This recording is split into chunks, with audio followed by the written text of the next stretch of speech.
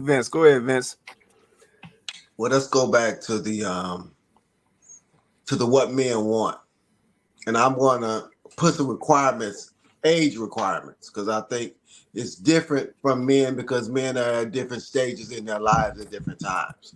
So I'm gonna say 35 and over that's looking to be married or a serious committed relationship. I think those men, first thing they're looking for is femininity. Second thing they're looking for is peace. And the third thing they're looking for is appreciation. By the time a man is 35, he should be in his purpose and in his gift. He shouldn't be still trying to find himself. If he a bus driver, he should be driving that bus for about 10 years now. If he work at the post office, he should be at the post office for a while. If he an executive, he in sales. If he doing this, he doing this. But he should know what he wants to do by the age of 35 and be into that. I think the femininity is key. We don't want anything hard. We don't want anything masculine. And also, I'm sorry, I forgot one. The second one is cooperation. Femininity, femininity, cooperation. We need cooperation. And a lot of ladies are so used to doing it on their own that it's hard to cooperate, especially with a man that makes less than you. And I think sometimes we confuse the a man that makes less and a broke man. That's two totally different things. But let's say a man works for the post office and all he wants to be is a letter carrier. He don't want to be postmaster general. He don't want to own the post office. He just want to be a letter carrier. He's fine with that. I think a lot of times a woman who might makes more money is going to push him to be more than what he is. Mm. And sometimes a lady will think that's, oh, you're settling or you don't want to be, but no, I'm fine with where I am. I'm content. Mm. See, I think that a lot of times I think that the women have to ask themselves, what is my contentment level? Where will I be content at? And that's the question you ladies need to ask. Because y'all say y'all get with the man who's a truck driver. He makes 70. And you make 100, well, 80 and you make 130. 100, no, I'm going to say 150 to whereas it's a lifestyle change. You want a $500,000 house. He wants a $300,000 house. Where are we going to meet in the middle? You're going to say, why don't you try to get another truck? Why don't you try to own it so I can get this $500,000 house? Because that's where you're content at. So I think that women have to understand, okay, I can be content with the man that makes 60. And then also, when you start getting older, men also look for situations, ladies. And I don't think y'all take that into consideration either. A man more so when he gets older, those kids is a big thing. The relationship that you have with your children, the relationship you have with that ex-husband or baby daddy, the relationship that you have with your mama, all that comes into play. And just because you make money doesn't mean that you're a good woman. Yes, I would say there are good people out here. But as far as when you start defining husbands and wives, I don't think it's a lot because we haven't seen it. We don't know what it is. I'll take me, for instance. I used my grandparents, but that was a totally different generation. Right, I didn't have a father in my home. I just had my mother. So, yes, I was a good person. But was I trained and did I see a father and a husband? No, I didn't. And that's most people. And I think that is very important when we start to be in these relationships. Because that will give you a level of trust. Because most people, I talk to a lot of people that's been married for over 15 years. They said it's been years, where they didn't talk. It was years where he was sleeping upstairs, I was sleeping downstairs, and then we got back together. People don't want to go through that no more because they don't see the value in that. Our grandparents seen the value in that. Our grandparents seen the value was where at least daddy in the home. At least they mom is here to take care of them. And we'll find our way back to each other. And it might be when we 60. I've seen a lot of people have horrible marriages for 20 years and then the kids gone or whatever else, and they come on back together. People don't, and that's in general of our society. We don't want to go through nothing. We just don't. If it's broke, throw it away, we'll buy another one. With anything, I do it. Why fix it when I can just buy another one? And that's the attitude that we have. Yeah, but see, I think that's part of the problem, Vince. That mentality right there of just buy another one. See, that breeds a lack of appreciation. Yeah, see, you'll appreciate something a lot more when you have to put into it, when you help build it. For the men, when you repair it, you're going to appreciate it a lot more. But see, when you get into the mindset of I can just throw it away and go buy a new one, or better yet, the grass is greener on the other side, you ain't going to appreciate it. And that's what we see today. You want to say something, Chloe? Yeah, I was going to. And that's what we see today. You want to say something, Chloe?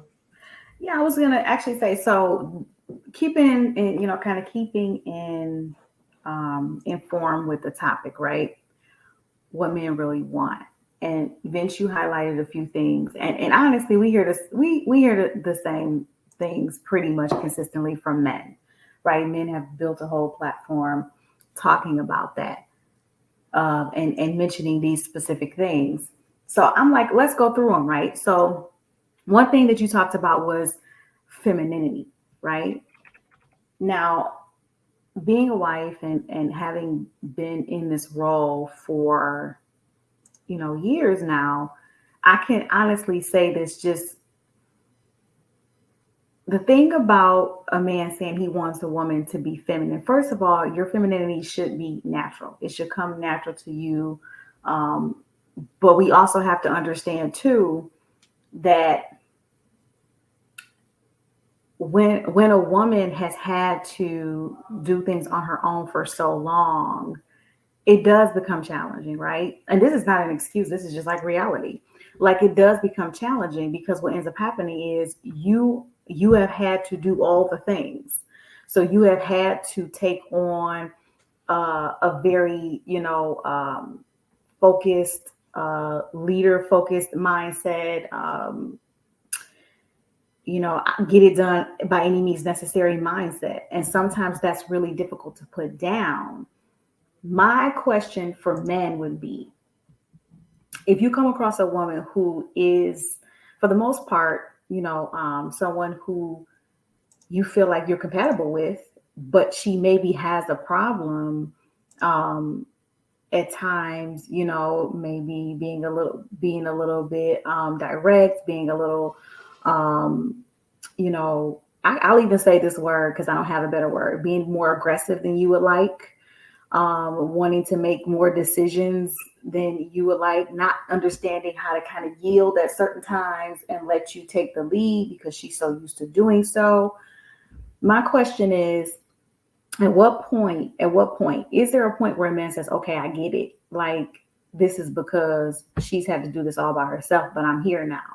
So what's a male's response to that? Because the truth of the matter is, you're going to run into a lot of women who aren't necessarily bad women, who aren't necessarily women that are throwaway women. Like, if you guys want us to build with you, which we absolutely should be willing to do, I do think that we should be willing to build together, because building can come at any level.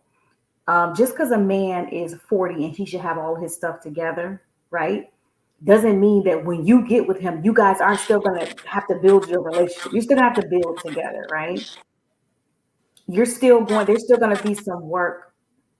There's still going to be some work that you're going to have to put in, because even if he does come with finances, maybe he's never been in a committed monogamous relationship where, there's marriage on the table. So now you guys have to come together, and there's going to be some building, right? There's going to be some adjustment. There's going to be you learning him learning you. That has to happen.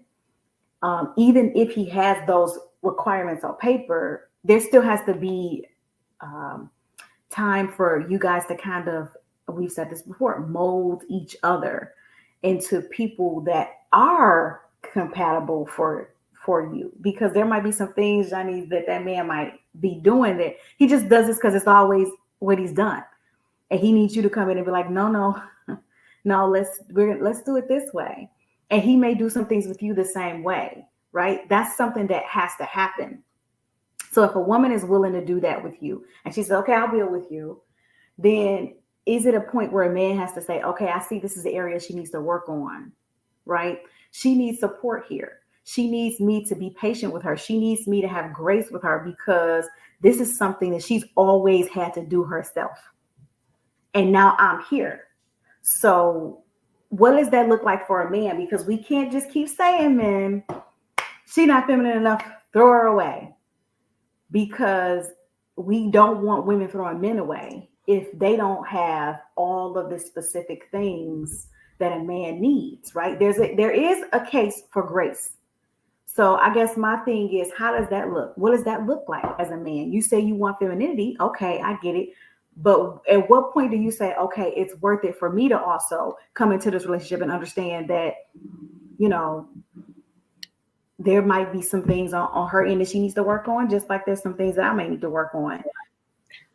Go ahead, Can we define femininity? Because it's not cooking and cleaning, right? I want to know a man's definition of femininity first, and then let's define masculinity. Because I don't think a lot of men understand what femininity is. And I don't think a lot of women, I don't think, what's the definition? Because cooking and cleaning is not femininity. So what is femininity from a man? I mean, so for me, this is the way I mean, unless you want to read the definition, I mean, I'm gonna get. Give me your definition, Chloe. I'm good with it, but we need to define that, because I don't think a lot of men understand. So femininity isn't just about a woman cooking and cleaning, because a man can cook and clean. Okay. However, living in your femininity does involve a level of nurture. That's a part of your nature, right? Nurture. So that could include cooking and cleaning. It's a part of it, because when you cook for your family and you clean your home and you take care of your home, that's a part of nurture, right? So it does fall under it, but it's not the only thing. I would hope that men understand that a feminine woman, she will know how to respond and how to move around a man.